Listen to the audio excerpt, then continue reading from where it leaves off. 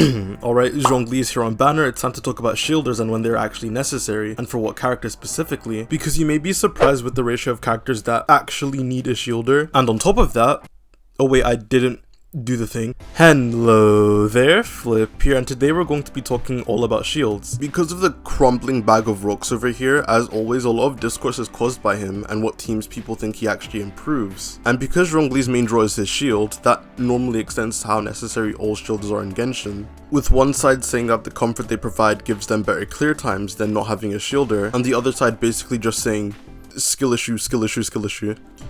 Which is me. So as someone who has played most on-fielders pretty extensively, I decided to try and give as unbiased of a look as possible into what on-field carries actually need a shielder, and what shielder is going to be best for them. Also keep in mind I play on a console with like 20 pings, so my results, or like my conclusions, may be a lot different to yours. But before we go on, as always, if at any point during the video you're entertained or informed, make sure to drop a like and even consider subscribing, as I talk on various topics regarding Genshin's meta and I'll try to keep you updated. Now rather than just going straight into specifics, I want to just talk about in general when shielders can be used universally. Genshin team building is made up of cores, which is basically a group of units that form a specific archetype of team. One of the easiest is the National Core of Zhangling, Bennett, and a Hydra unit. With the National Core, just because of how strong this trio is, you can practically slot anyone in this last slot, and as long as your Zhangling, Bennett, and Jingqiu are all well invested, the last unit here really doesn't matter. And there are a lot of other cores like Bennett Kazuha, Fischl Beidou, Nahida Nilu, Hyper Bloom, to where as long as you don't ruin what the team is set out to do, most characters you put in the last slot don't matter that much. So that's why a lot of the time, and especially for hyper carry cores, if your carry has enough investment, slapping on a shielder there for comfort can be nice if you just don't want to focus on dodging at all, or you need a better option for the other side of the abyss. And there are also things like practicality that factor into whether a character needs a shield. Sure, there may be a higher DPS option, but if using that playstyle is so out of the realm of possibility for a majority of players, it's hard to not just sacrifice some of your damage to just use a shielder. So now with all that yapping done, let's first talk about all the built-on fielders. Usually I just was going to group a lot of characters that are similar, but for the built-on fielders, a lot of them are actually just so vastly different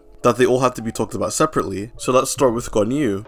Yes! Okay, Guan has two playstyles in which you can use her for freeze as an off-fielder, in which she doesn't need a shield because freeze, and she isn't really on-field that much. There are people that use Dione in the Cryo Battery slot for Morgana, but she is a downgrade to just using Rosario or Shenhe on the team. And the mitigation isn't really heavily needed because you have Kazuha or Venti's crowd control, coupled with freezing, and you can just play at range, so yeah. The Melt Guan core on the other hand, however, does absolutely need a shield. Unless you're using the Dea variant, if an enemy even decides to look in your direction, you're finished. Guan needs to get around 5 to 6 uninterrupted charge attacks on this team, and that is quite literally all of your team's damage. If Kafor Brains here has to dodge or gets interrupted mid-charge attack, you lose up to 2 CAs just for that, which is a third of your damage. So unless you're killing bosses fast enough to not worry about it, just put on the shield, you're not him. And it's funny because Linny on the other hand can go shieldless pretty easily because his skill and burst do a pretty good chunk of damage for front loading, and his tone is actually pretty solid, but even then playing Linny without a shield can be pretty iffy sometimes. So going a more hyper carry focused Twink approach and dropping Zhangling for Zhongli is not a horrible idea. So Linny is 50-50 unlike Chad's Child, who is 100% man and 100% doesn't need a shielder. Child auto and charge attacks are very low commitment, and dash cancels aren't his normal combos, so even though he has low interruption resistance, he doesn't need a shield, which is the same case as Genshin's resident quickscoper Tignari. Tignari's taunt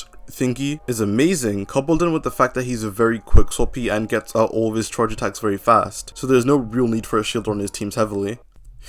Unlike the last built-on fielder, Yoimiya. I guess Yoimiya does kind of depend, but for her vaporized comps, I feel it's very hard to justify not using a shielder, unless your Yelan and Jingqiu are really good, or your Yoimiya herself is really good. Yoimiya's most optimal combos are a full normal attack string, and the reason this is a problem is because any interruption to this loses you a lot of damage, as her highest hitting shots are at the end of her attack string, and it also messes up your ICD alignment, as it is normally adjusted to vaporizing her strongest hits. So while not as bad as Melt Guan, I do think there's enough reason to just slap on the Zhongli shield for Yoimiya for the most consistent runs. Now with all the bow characters out of the way, let's go into the catalyst, kicking things off with Klee. I'll make this extremely short because the only people playing Klee nowadays are people who are going to be learning her cancels, and if you play Klee you can kind of just do this. Happy feet! Wombo combo! That ain't Falco! That ain't Falco! Oh! And for bosses, since Klee isn't doing a committed string, you can just dash out of most of her attacks quite easily without a massive loss. Then for the 3 Ningguang players remaining, she doesn't really need a shield at all, but her best team involves using Zhongli, so you're going to be using a shielder regardless. Likewise with Wanderer, using him with Layla or Toma ends up being some of his better options even for damage, while still having the comfort of a shielder. But Scaramouche can realistically go shieldless pretty well because you can fly higher than some of the enemies can hit you. Also, when dashing, you can proc his dash attack, which makes you lose very little DPS from doing these dashes, while being able to keep up pressure with autos. So yeah, it on-fields for teams like Aggravate the Dry Fischl's A4, and this is also relatively low commitment, to where you can easily dash out of most attacks quite easily, but like with Wanderer and Ningguang, Baizu or Kiara happen to be some of Yai's best teammates, not sacrificing much damage, and having the comfort of a shielder. And then to close off the Catalyst, best Pyro Girl Yanfei shields herself at C4, and this shield is strong enough to where you don't need a dedicated shielder for any of her combos. Okay, so we have Catalyst done, what's next?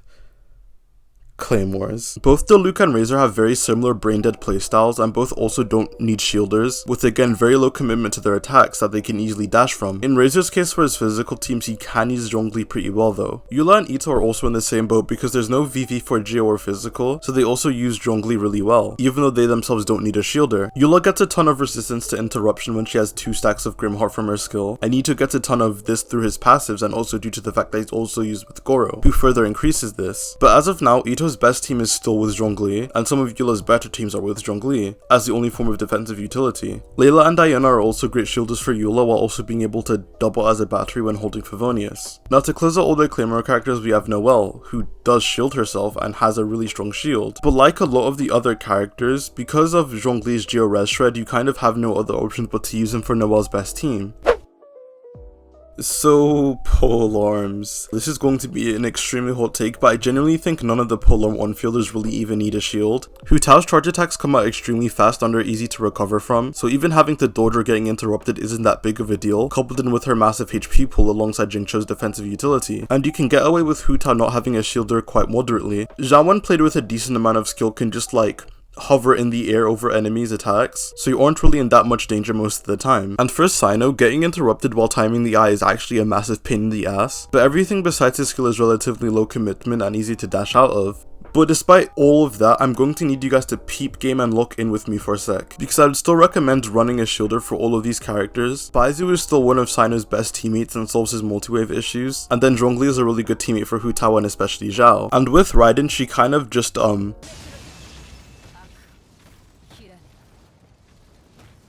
yeah, let's talk about actual sword users. This entire video I've been talking about low commitment attacks in which there's no weapon that has as low commitment as sword users. None of the sword users really want to use a shield. Like Aika uses Diona as a battery I guess, but that's not even her best battery. Keqing uses Kiara and Baizu for her aggravate teams, and Ayato uses Baizu for Burgeon, but that's where it really ends.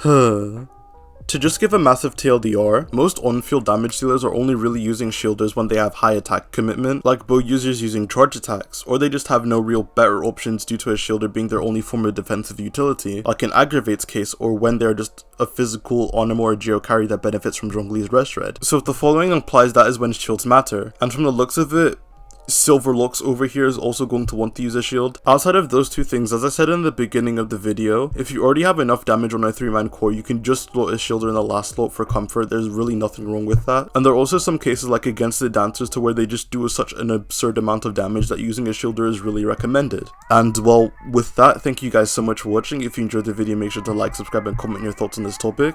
As I know, there will be opinions, and I respond to almost every single comment. Thanks again for watching, and I'll see you guys on the flip side. Peace.